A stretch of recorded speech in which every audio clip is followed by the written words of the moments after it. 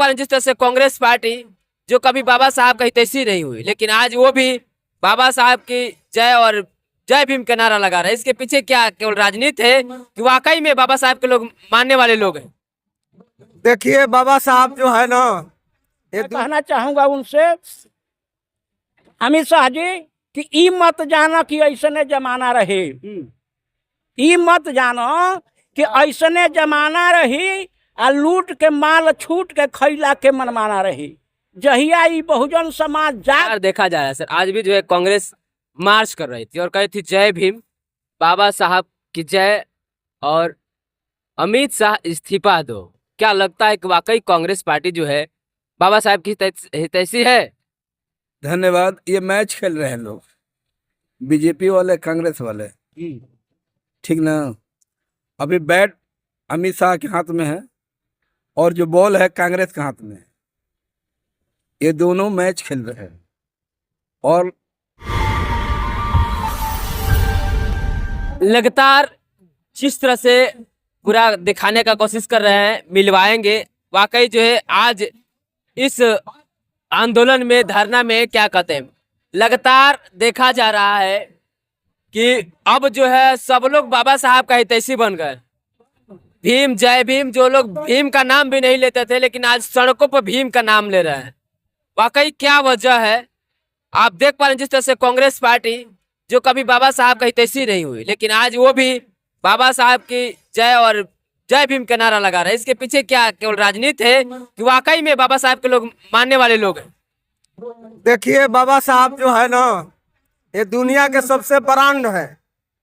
और नकली जो ब्रांड होता है, नकली जो कंपनी होती है, उस नकली ब्रांड लगाकर नाम पर राजनीति करना चाहती है।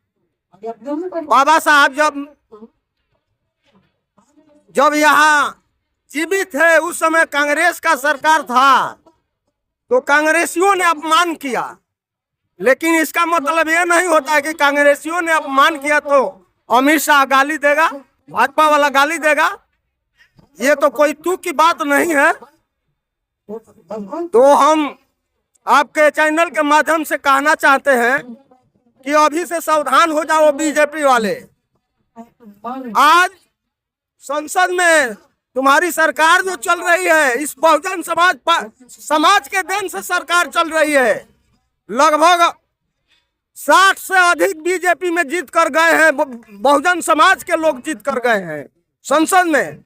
अगर उन लोगों में तनिक भी अगर शर्म नाम के चीज है, बाबा साहब से हमदर्दी है, तो वो लोग इस्तीफा दें और नहीं तो इनसे इस्तीफा देने का मांग करें। मैं आप देखा जा रहा है कि लोग जो है यहाँ इस्तीफा की मांग कर रहे हैं कि अमित शाह इस्तीफा दे। लगता है कि इस्तीफा देंगे वो? इस्तीफा वो नहीं देगा। अगर इस्तीफा देना होता तो आज तक दे दिया होता, लेकिन वो थेथर है। वो जो है पहले राज से बाहर किया गया था, वो तड़ीपार आदमी है, इसलिए वो इस्तीफा नहीं देगा। थेथर आदमी जो होता है उसको लाज शर्म नहीं होता है। अगर तनिक भी उसमें लाज शर्म होता ना तो आज तक इस्तीफा दे दिया होता है। लाज शर्म नहीं। देखिए, लगातार देखा जा रहा है सर, आज भी जो है कांग्रेस मार्च कर रही थी और कही थी जय भीम, बाबा साहब की जय और अमित शाह इस्तीफा दो। क्या लगता है कि वाकई कांग्रेस पार्टी जो है बाबा साहब की हितैषी है? धन्यवाद। ये मैच खेल रहे हैं लोग, बीजेपी वाले कांग्रेस वाले, ठीक ना। अभी बैट अमित शाह के हाथ में है और जो बॉल है कांग्रेस के हाथ में है। ये दोनों मैच खेल रहे हैं और इन लोगों को तालमेल है कि जब जब कांग्रेस सरकार में आई है तो बीजेपी हावी हुआ है, और जो बीजेपी गिरने होती है तो कांग्रेस हावी होता है। तो ये लोगों में तालमेल है। वो 15 वर्ष सरकार चलने वाली है। अब बीजेपी के पास कोई ऐसी चीज नहीं रहा है भाई कि फिर सरकार में आएंगे कि नहीं आएंगे। वो अमित शाह के नहीं, आरएसएस को डर लग रहा है और डर के मारे ये सोची समझी रणनीति के तहत संसद में ये अंबेडकर का नाम ले रहा है, तो एक हाथ में पन्ना लिया हुआ है और एक हाथ में पढ़ का ऐसे बोल रहा है। तो सोचिए कि पढ़ रहा है तो ये छोटी सी बात को पढ़ रहा है और चीज बिना पढ़े बोल रहा है। तो और लोग और बातें हैं, हमारे अपने केस की बात कर रहा हूँ, जो अध्ययन करता हूँ सोचता हूँ उस पर कि जो पढ़कर ये बोल रहा है भाई, ये और चीज जो बोल रहा है बिना पढ़े बोल रहा है।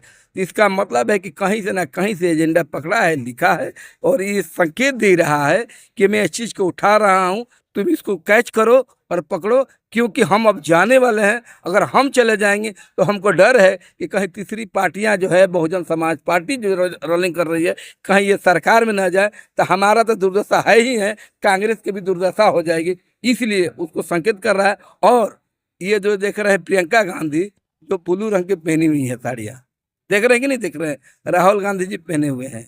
अब यही देखते हैं अखिलेश यादव जी को, जो कभी राज्यसभा में ये बहुजन समाज का बिल फाड़ कर खा गया, उसका ही आदमी। और जो बहन जी का जब सरकार बना था तो बाबा साहब का एक भी स्टैचू नहीं था उत्तर प्रदेश के अंदर, एक भी स्टैचू नहीं था। तो बहन जी ने शपथ लेने के बाद राज्यसभा से निकली कि हम जब तक उनको सम्मान नहीं करेंगे तब तक मैं घर को नहीं जाऊंगा। तो बाबा साहब का स्टैचू खोजना शुरू हो गया उत्तर प्रदेश के अंदर, एक भी कहीं नहीं मिला। एक व्यक्ति ने बताया कि एक बाबा साहब का स्टैचू है, वो कूड़े में दबा हुआ है स्टेशन 4 बाग के बगल में। वहां पर आदमी लगकर उस कूड़े कबाड़े को सफाई करने के बाद वो कूड़ा से बाबा साहब को निकाला गया। और उसी वक्त बहन जी रोई और उसी दिन कसम लिए कि हम पूरी भारत में अपने महापुरुषों को बहुजन मैं करूंगा। और पूरी भारत में आज जितने भी दल हैं बने हैं, जो आप कह रहे हैं कि जो बाबा साहब की मजबूरी में नाम ले रहे हैं, वो आज मजबूरी में ले रहे हैं, क्योंकि बहुजन समाज में जितने भी हमारे लोग हैं, मनुवाद का खत्मा लगभग हो चुका है। और फिर मनुवाद को चढ़ावा करने के लिए, क्योंकि ये मनुवाद को मानेंगे, मनुस्मृति को मानेंगे तो आरएसएस को मानेगा, ब्राह्मण को मानेगा। अब तो विचारधारा ऐसी है अम्बेडकरवाद की, सबका समानता बराबर हो गया है और लोग आगे बढ़ रहे हैं, इनके अंदर भक्ति में को नहीं घुस रहा है। इसलिए ये देश में आक्रोश करने के लिए, दंगा फसाद करने का हमेशा कि ये हिंदू का नारा देकर, हिंदू का जो जोगी जी नारा दिए थे, क्या कहते थे कि एक रहेंगे तो सेफ रहेंगे, तो ये हिंदू को सिर्फ नाम देकर ये लड़ाने मारने और कराने का क्रांति आंदोलन जो है कि नरसंहार कराने के उद्देश्य से ये षड्यंत्र के तहत भेजा गया है। क्या लगता है अमित शाह के लिए माफी मांगते हैं आकर के, तो आप लोग क्या उस करेंगे? इसलिए हम ये कहना चाहते हैं कि जो लोगों को कह रहे हैं आपकी स्वर्ग में चले जाएंगे, तो ये चीज भैया आप समझा देते, जोगी जी को समझा देते, साध्वी को समझा देते, और लोग जो भगवान लोग पहन कर राज्यसभा लोकसभा सांसद में बैठे हैं, इनको समझाते। जोगी जी के क्या मजबूरी था भाई आने का? इसमें जोगी जी को क्या हो सकता था, हम ये जानना चाहते हैं। राज्यसभा में ये मुख्यमंत्री बनने का, ये तो मठाधीश थे। अब जानते हैं कि मलाई अब तो मिलने का नहीं है। अब सब लोग समझ गया तो चले गए, इसमें आ गए राज्यसभा में, आ गए मुख्यमंत्री बन गए। तो मुख्यमंत्री इसलिए बन गए कि अब उसमें राम में नाम में कुछ है ही नहीं। अगर राम का नाम में होता कुछ तो वहां अयोध्या में हार नहीं जाते। तो ये संविधान में ताकत है, इसलिए उसको भी तोड़कर ये चाहते हैं कि भारत को निस्तानाबूद करके, ये भारत को नहीं हिंदू राष्ट्र घोषित करने के चक्कर में लगे हैं। लेकिन इनका देश उनकी बाप का नहीं है, उनके दादाओं का नहीं है, उनकी खानदान माफी मांगने वाले लोग का है। हमारा खानदान ने कभी माफी मांगा नहीं। लाख जुल्म सहे बाबा साहब ने, हमारे महापुरुषों ने, लेकिन अपनी बात को मनवाए, बात को रखवाया, बात पर चलाए भी।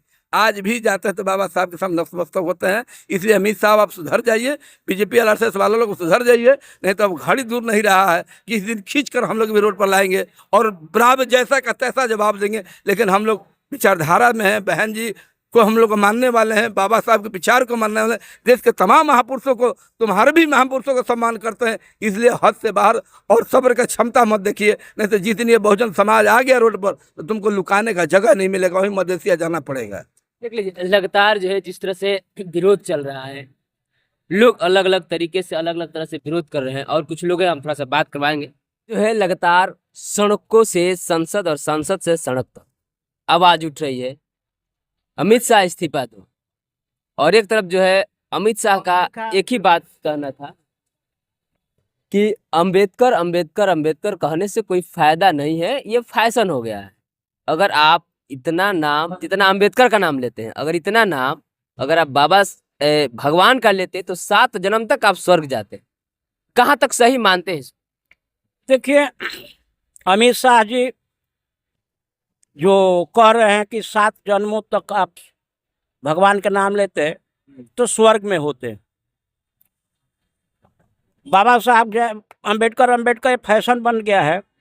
मैं अमित शाह से पूछना चाहता हूं, जिस दिन वो सांसद बने, विधायक बने और मंत्री भी बने, उस दिन भी बाबा साहब के संविधान पर ही हाथ रख कर के कसम खाया, न कि गीता न रामायण या धर्म के किताबों पर हाथ रख कर के कसम खाया। और स्वर्ग की जहाँ बात है तो स्वर्ग कहाँ है, कितना चौड़ा है? अगर स्वर्ग की इतना लालसा ही है तो सांसद पद से, मंत्री पद से इस्तीफा देकर के स्वर्ग में चला जाए। तो बाबा साहब डॉक्टर भीमराव अंबेडकर ने अपने हाथ में किताब लेकर के, संविधान लेकर के लोगों से इशारा करते हैं कि आए बहुजन समाज के लोगों, इसमें तुम्हारा हर एक अधिकार दिया हूं, इस अधिकार से तुम इसको पढ़ करके सीएम से डीएम, एसपी से पीएम तक तुम बनो और इस देश का राजा तुम थे और तुम बनो।